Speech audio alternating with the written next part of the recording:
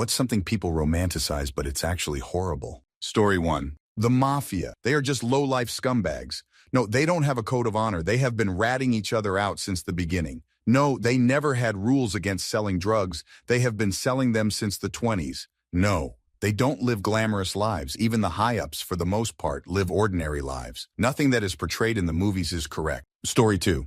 This is going to be a hot take, so fair warning. The whole living off the grid lifestyle, or the whole F society, I'm going to live in the woods mentality. It is very freaking hard to do in order to maintain said lifestyle and to survive in general. Story 3. Depression and other mental illnesses, especially in women. I'll never forget the scenes in the show Queen's Gambit that show the character drinking and smoking during her downward spiral into depression and grief, in a matching lingerie set with hair perfectly curled. During my depressive slumps, I look and act like a smelly old... Story 4. Living in other eras throughout history, in particular medieval times, people who fantasize about this seem to think they would have been a wealthy lord or a noble knight rescuing hot maidens every week, when in reality, 99% chance they would have been a poor, illiterate peasant working 16 hours a day just to feed themselves and their family before dying from diarrhea age 40. Story 5. Mental illness. I'll never understand the people who think it's some fun personality trait having something like bipolar disorder or schizophrenia psychosis. My mother had episodes of schizophrenia, and it was one of the worst things I've ever had to deal with, and she got nervous whenever she felt like it was going to happen. My older sister is bipolar, and her life was a mess until she started seeing a professional at 16. Story 6. Traditional-looking religions like Amish and old-school Mennonites. Imagine living such a simple life, so family-focused, so grounded in community. None of the distractions of modern life. And yeah, there are some benefits. But in reality, most of these communities are incredibly controlling. Their members don't know how to live life in the real world, and this is leveraged against them by threatening to expel people from the community if they don't do what is expected. It is especially oppressive for women who are expected to obey their husbands and their pastors, have lots of kids, and keep their mouths shut. Source: my background is Hold'em and Mennonite. Story 7. I would love to just own and operate a little bar/restaurant/cafe/bakery/tavern and make enough to get by in a little town. This is exclusively stated by people who have never worked in a bar/restaurant/cafe/bakery/tavern, and almost certainly not a little one in a little town. The most failing businesses on the planet are hospitality plus F&B for a reason. Story 8. Cruises. Overcrowded pools, long lines everywhere you go, motion sickness. The restroom in my cabin smelled like piss for some reason. The cabin was so tiny I got claustrophobic. Thalassophobia of being out in the middle of the ocean, where if you fell, no one would see you again.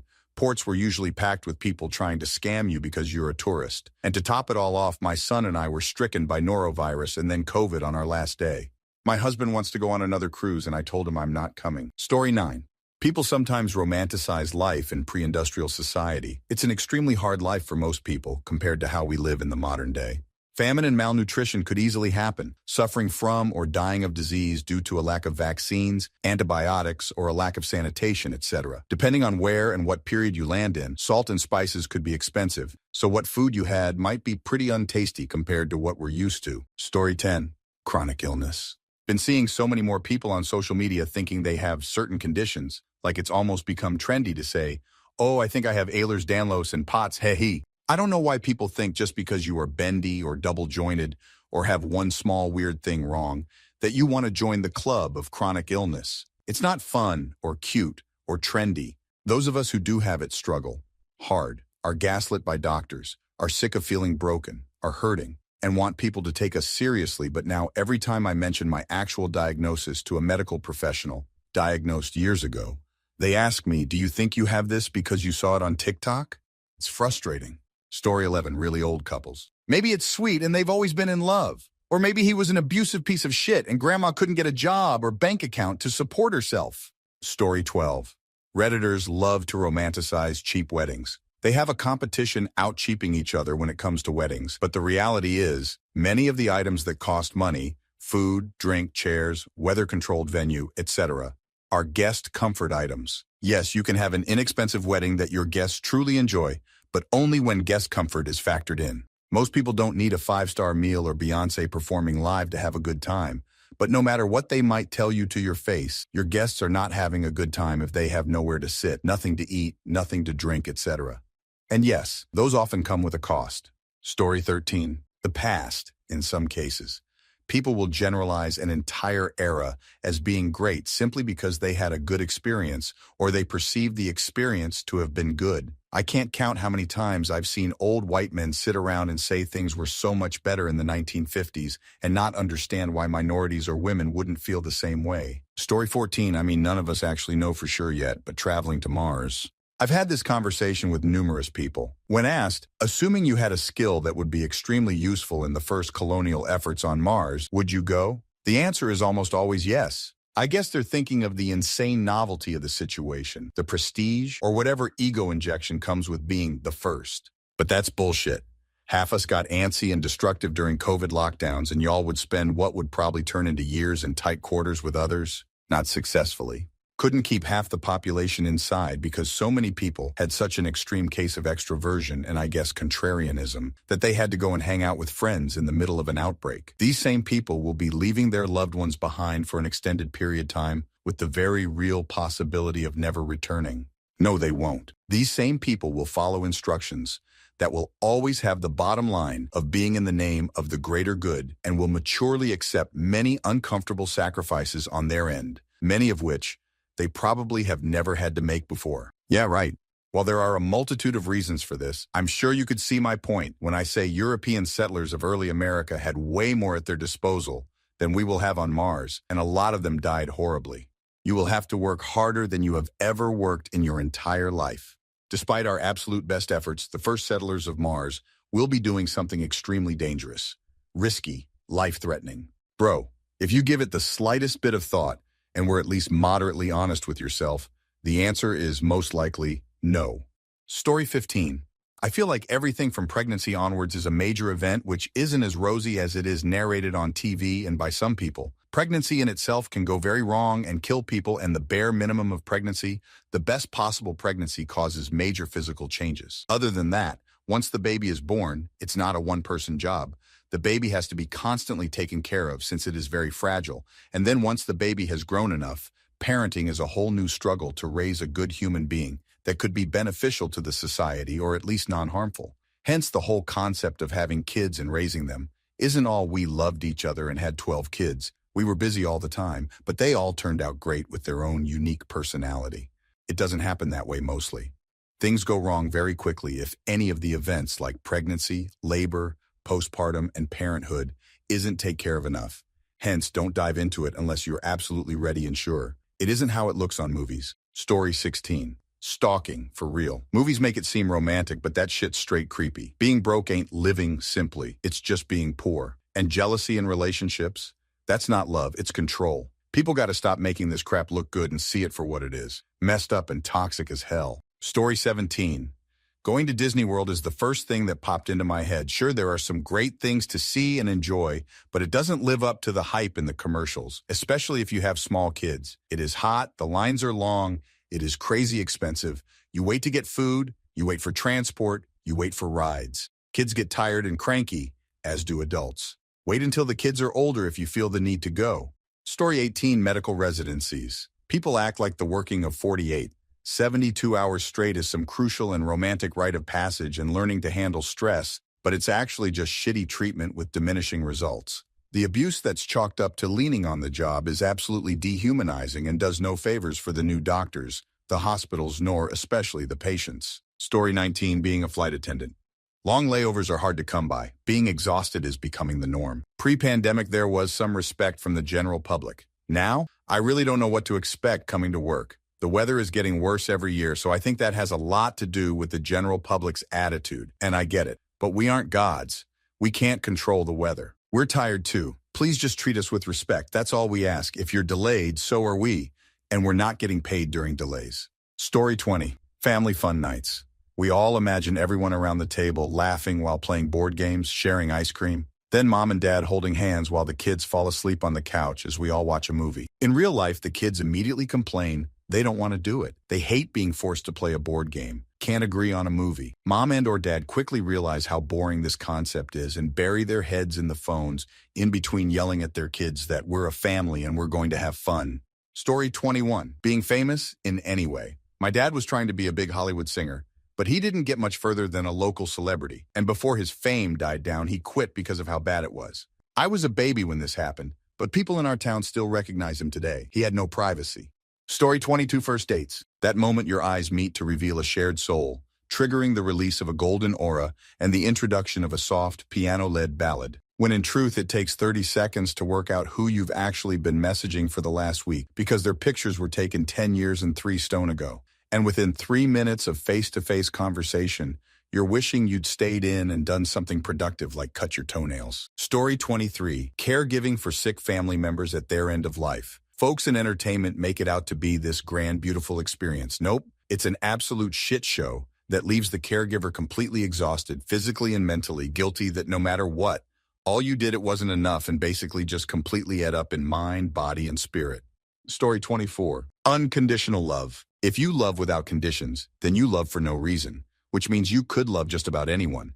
So your love for this one person doesn't really mean anything. Your love should have conditions. If they treat you badly, leave. Don't buy into the you never give up on someone you love thing. Don't get me wrong. Be forgiving, be understanding. Don't expect perfection, but also have standards. Don't forgive the unforgivable. Story 25, mental illness. It's not cool. It doesn't make me an amazing artist whose work the world could never do without. Even if I was an amazing artist, that art would not be worth the cost to me. Even if the mania from my bipolar one makes me the life of the party, that mania is not me and is not an improvement. Don't romanticize my PTSD because you want to believe I'm a tortured soul or because you want to be the hero who saved me. I fought my monsters. I slayed the dragons. You can't save me. I saved myself. Now I need someone who will be mindful of the burns I incurred slaying those dragons, to understand that there are things I just can't do anymore. I'm in pain, and I will carry these scars for the rest of my life. Don't ignore them because they make you feel bad, and work with me on the days that are harder than others. And FS, do not try to tell me that I'm so much stronger for the trauma I went through. Many things are harder because of it. I lost parts of myself. That's not stronger, that's disability. And for the people in the back, I do not owe my strength to my trauma. I do not owe my resilience to my abusers. Those are mine and always have been. Anyway, stop romanticizing people's hardships to make yourself feel better. It's Ed, it's sick, and it's beyond selfish. Story 26, big weddings. The bride and groom are insanely stressed, hoping everything goes smoothly and as planned. The planning period before the wedding is full of stress. Gotta find the dress, the decor, the food, the venue, the suits, the paperwork. To me, that's horrible and less romantic. When I get married, it'll be a calm courthouse marriage, and we'll spend the day together alone, going on adventures and doing various things, like the biggest date of our lives. Story 27, eating disorders. So glamorized for the fashion and model industry. It's the toughest and most awful thing I've ever experienced. If you start with it once with the disordered thinking, it's never going to go away. Even though you don't always act upon it, it consumes your thoughts. The guilt, the self-hatred, all that stays until you actually recover completely, which is hard to do. So my absolutely biggest tip is to never start, never ever start, because you can't stop. It's addictive. I'm completely serious. It's not worth it. Story 28. I have noticed, particularly in films, yoga classes are always depicted as a bunch of lithe, young, attractive people moving in perfect synchronization to the instructor. In my experience, it's full of older people doing the exercises on the wrong side, people falling over, and lots of mutterings of, "Oh my God, that hurts." It's not a gathering of the beautiful people. It's a gathering of the arthritic. Story 29, clingy partners. When the whole Kanye and Kim situation happened, everyone was like, if he's not like Kanye, I don't want him. I promise you, you do not want someone like Kanye. Your ex-partner threatening you and your new partner and sending insane messages over and over and manically posting about you and pulling sweet stunts in public is not cute. It's not love, and it's scary. You think you want it until you actually have it. I'm currently sitting in a dentist waiting room while my hands sweat and my heart thumps because my abusive ex lives over here. He did the same things Kanye did. It's horrendous. Story 30, living in Scotland. All summer long, the internet is filled with Americans swooning and saying, moving to Scotland would fix me. I don't know if I'd go as far as calling it horrible, but it's not as magical as people think. It's cold 9 months of the year, damp, cloudy, and frigid. The locals in many areas will never warm up to you. The houses are tiny and overpriced. It is infested with midges and juvenile delinquents. It's a flawed and complicated and often difficult place to live, just like every other place on Earth. Romanticizing it the way so many people do is insulting to the people who live here and are struggling. Scotland will not fix you. Story 31. Forgiving someone who has harmed you. You don't do it for them, you do it for you. Ease, I say. When someone shows you who they are, believe them. And I think people confuse forgiveness with moving on with your own life. Better to be indifferent than angry, sure, but giving a clean slate to someone who harmed you isn't doing anyone any favors except the person who caused the harm. Story 32. Nature. I answered the same question on another sub with this and got downvoted for some reason, so I'll explain. Nature is cruel and dangerous AF, but due to civilization and us being away from it, we started longing for it and romanticizing it, forgetting how hard it was for us to survive in it.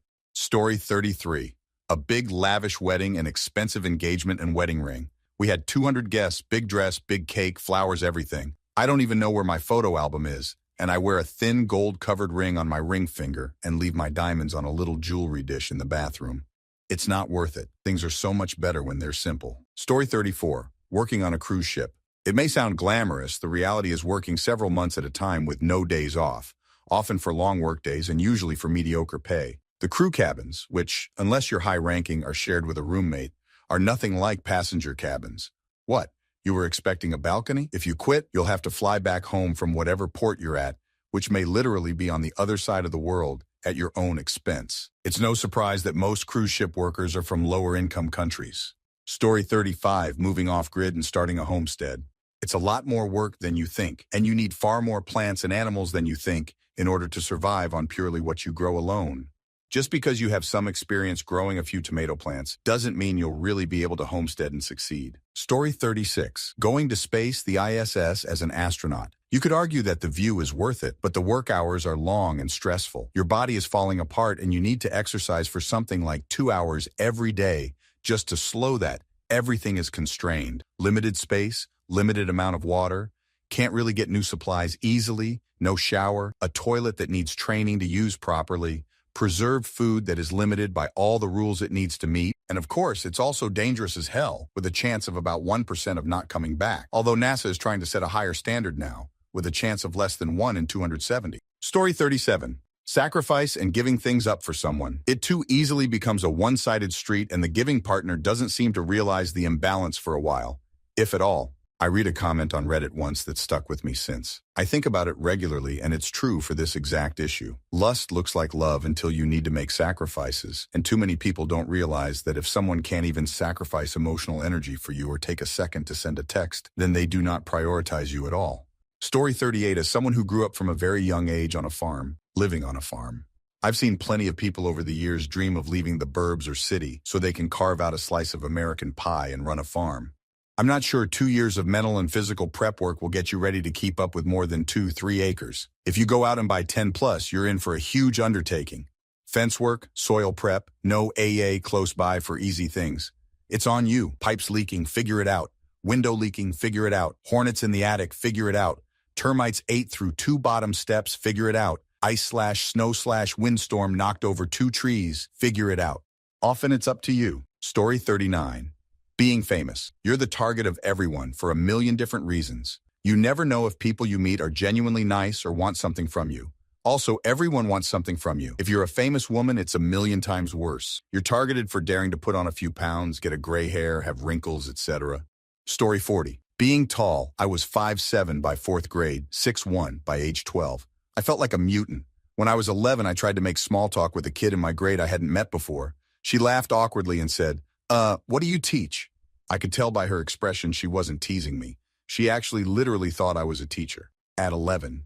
I'm only 5'11" now due to the hunch in my back. Grew so fast I couldn't support the weight of my chest and head properly. I've had back, leg, foot, and shoulder pain my entire life, literally as long as I can remember. In college, I hit my head on a classroom VCR, TV mounted high on the wall, so hard that I gave myself a concussion. When I had to commute 4 hours by train every day, I had to sit diagonally with my knees pointing toward the aisle to fit. And if someone needed the seat next to me, I had to stand up a little to fit my knees against the seat in front of me. My back and legs would give out from the pain and pressure, and I'd have bruises on my knees for days. I was so meek back then I never complained, but by the end I was visibly folded into the seat in front of me and shaking so people usually left as soon as they could. The only good things about being tall are never having to ask for help reaching things, and I pass easier. I'm a trans guy. Was going through all that when I still felt like a CIS woman. Otherwise, it's hell on earth. Story 41. For me, Sadly, being an animator, when I was studying, I kind of had this idea that I would be surrounded by like-minded artists, and it would be awesome and fun in a big studios with big desks where everyone would be sharing drawings. Truth is, I was born a good 20 years too late. By the time I had started my artistic journey and managed to get accepted to art school and graduate, the industry had already started to transition to digital and outsourcing or remote working.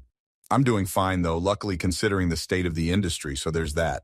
Story 42. A loved one instantly waking up from a coma and being completely lucid. It was a days-long process. It was traumatic, violent, and overall terrifying to not know what they would be like when they woke up again.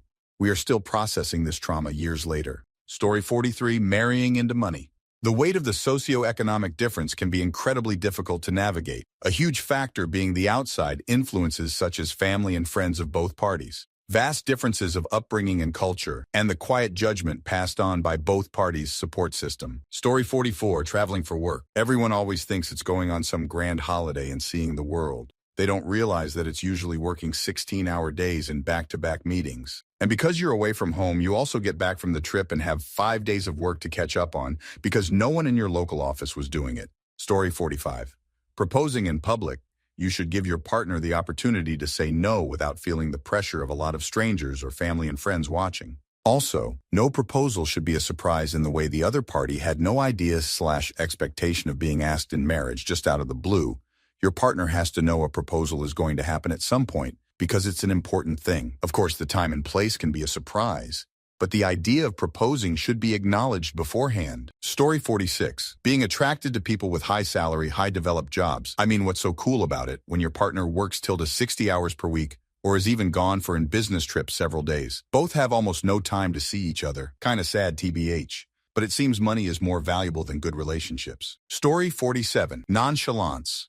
A nonchalant person is someone who appears calm, indifferent, or unconcerned, often not showing much emotional investment in situations, regardless of their importance. While this demeanor can be seen as cool or unbothered, it can also signal a lack of engagement, empathy, or care. Romanticizing nonchalance can be harmful because it may encourage emotional detachment in relationships or important life matters. This mindset can lead to poor communication, unresolved conflicts, or a sense of neglect in personal connections. It might also prevent individuals from fully experiencing life's challenges and joys, hindering growth or deeper relationships. Story 48. One thing people often romanticize is the concept of hustling nonstop. While the idea of constantly working hard and pushing through barriers sounds inspiring, it can actually lead to burnout and poor health. The truth is, working yourself to the bone isn't glamorous. It's exhausting and can negatively impact your well-being. Balance and self-care are just as important as ambition. Story 49. The grind. This gets romanticized by people who have ended up successful. Doesn't mean that the grind got them there. Then they sell the myth about the grind and how that's what made them successful. This gets posted on social media. Another name for the grind is poverty. As we all know, there is no nobility in poverty, just people working their ass off trying to get out of it. Of course, not everyone is successful for many different reasons. Companies want their employees to grind. They sell them on the idea that it's all the extra work that you put it that helps you get promoted. That is some serious BS. They sell you on that idea, so they get free work. Then when these people burned out, they are easily replaced with a job posting that's already being written and just needs to be published on the job site, literally replaceable the next day. One of the unfortunate outcomes living a life of working harder and harder, not getting sleep, is a person often gains a skewed view of what happiness is and how it works. People think themselves into a situation where they work hard, and at the end they'll be happy. Like, hey, you retire at age X, here's your watch, and you are now going to be happy on the day of or day after you retire. This is wrong and unfortunate. People often find out way too late. Happiness is a journey, and if you treat it like the end result of grinding out to make more money and set aside the happiness that exists in your life, or should exist in your life in those milestones, then it's difficult to recover. Story 50. Being liked by everybody is usually a case of constantly people-pleasing, which has the opposite effect and worsens your relationships, especially when it's someone very close to you who expects and deserves the vulnerability and openness that you're avoiding, since you think it will keep everyone happy. It's best to find the happy medium, where you understand the difference between rudeness and welcomed honesty. Additionally, recognizing the time and place to be guarded is not with those that are closest to you. Story 51. Being in a relationship. This mostly applies to young people who don't really have their shit together, But it can apply to Granny Garbanzo, who's down to her third divorce too. Don't let your loneliness be your guiding hand. I've seen so many people bug me for being single for so long when I'm clearly working on being a better person. I'm not going to enter a relationship for the sake of it or with some ill-advised expectation that they are going to change my life. For the young folks, they really need to chill out with feeling bad for being single. It's a totally normal and healthy thing to work things out in your life and enjoy your own company or the company of friends/family. So many horrible people are in relationships with people who just want to be loved, but don't even love themselves enough to avoid these horrible people. Dating and flirting are healthy and normal, but don't just latch on to the first hot number you get. Think it through, be wise, be demure, as the kids say. Story 52, taking matters into your own hands. I get tired with the folks who rant that the justice system is broken and thus don't realize their actual actions result in lynch mobs and folks wrongfully imprisoned, both sides, civilians and law enforcers. Everyone always thinks they know best until someone else operates with the same assumption, and then a kerfuffle starts. Same with the government system.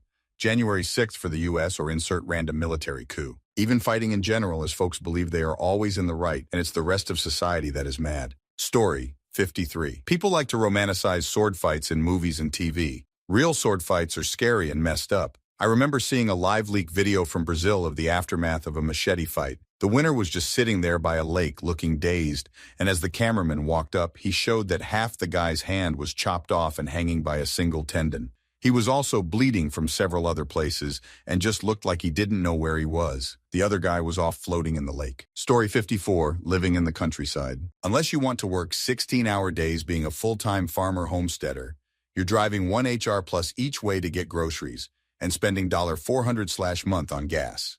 There's no such thing as Uber Eats, and likely no restaurants within 20 minutes of your house, so you have no choice but to cook every single meal you eat, every single day. And chances are your neighbors are closed-minded and think like it's still the 1970s. Unless you were born into the community you live in, you'll probably be treated like an outsider no matter how hard you try to get to know people. Story 55, the struggling college student that prevails. I graduated, and I do have a good job right now, but my university is withholding my diploma until I can finish paying the amount owed on the tuition. I very much enjoyed my classes, but the workload, even as someone who is organized, did prove too much at times. I do not regret my choices, but there are moments where I envy my friends who chose to just work, make a living, and travel wherever they want. Story 56, becoming an orphan at a young age. It's a really common trope in teen dramas, and it usually makes that orphan's chosen family get much closer to them. Everyone is hovering and very worried, but we're all going to get through this together, blah-de-blah-de-blah. Well, speaking from recent experience, you get a couple of condolence messages from people you don't know.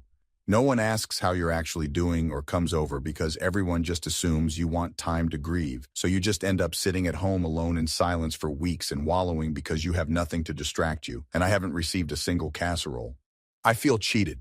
Story 57, Paris, New York, London, living in the boonies, living on a farm, living in burbs, living off the land in the mountains, living anywhere that either end of the political spectrum strokes themselves about. It's all difficult in different ways, but the myth-making about a particular area/city/way of life is a fast track to disappointment. Story 58, the upstairs-downstairs class stratification. Don't get me wrong, I lap up that period drama, and I'm totally rooting for the nice aristocrats who treat their staff well but are at risk of losing everything. I also fully recognize that world should never have existed and isn't exactly gone, and that romanticizing it probably does a lot of harm in normalizing the ongoing problems of colonization, exploitation, and wealth inequality. Story 59, moving to Hollywood to be a screenwriter or actor. People are so naive about the industry. It is a terrible place where you will meet people who are very cold, ruthless, and calculating. They will use you up, then spit on you. And for God's sake, never put your children in that toxic environment. Story 60, fame. I get the idea because everyone wants to be loved and recognized for their achievements, but being famous actually sounds horrible. Everyone is watching you under a microscope, judging you, invading your privacy, speculating about your personal life, analyzing everything you say or do. Fans think they're your friends just because they follow you on social media. Some even go as far as stalking you, and you're branded a villain if you establish any boundaries or react negatively the way any normal human would. I used to want to be famous, but looking at what famous people go through, it actually sounds exhausting. Story 61. Those extremely lovey-dovey relationships where you and your partner have zero time away from each other. Alongside toxic traits, the more extreme would be females slapping or pulling by the ear, or men paying for everything and taking care, but really controlling the woman.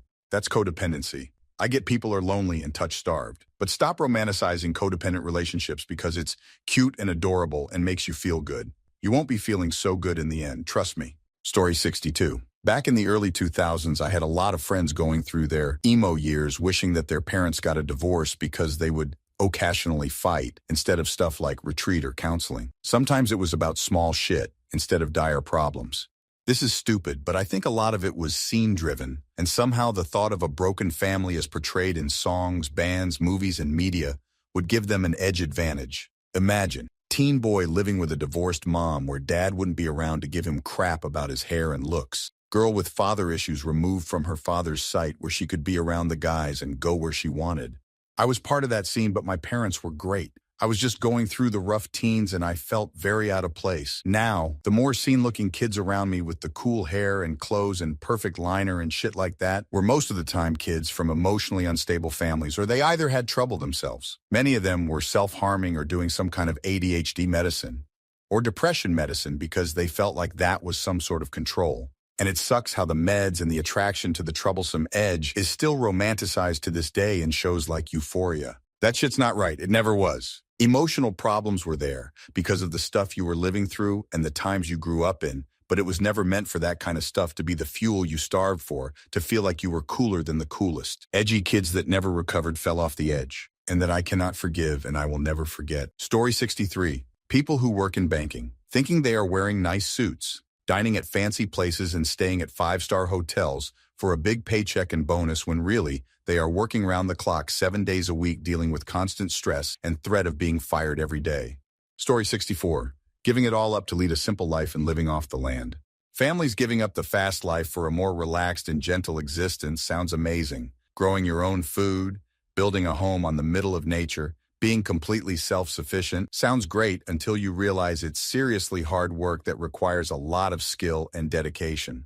Watching Ben Fogle meeting these families who have to draw water every morning to get through the day, spend hours tending crops and livestock, carry out maintenance and home repairs in an area where you can't just pop to the shops for a few sheets of MDF or tools seems more stressful than having a 9-5 and a mortgage. Story 65. Relationships in the past. I see it all the time where someone will post a picture of an old photo and say they miss when love was like this. I think people like the idea of what it was in a perfect world. But relationships were just as rocky then as it is now. If anything, it was worse, because it wasn't as easy to get a divorce. Another thing I think is romanticized is people seeing old couples. Don't get me wrong, it can be a beautiful thing, but people have no idea what those two individuals have gone through to get to the point they're at.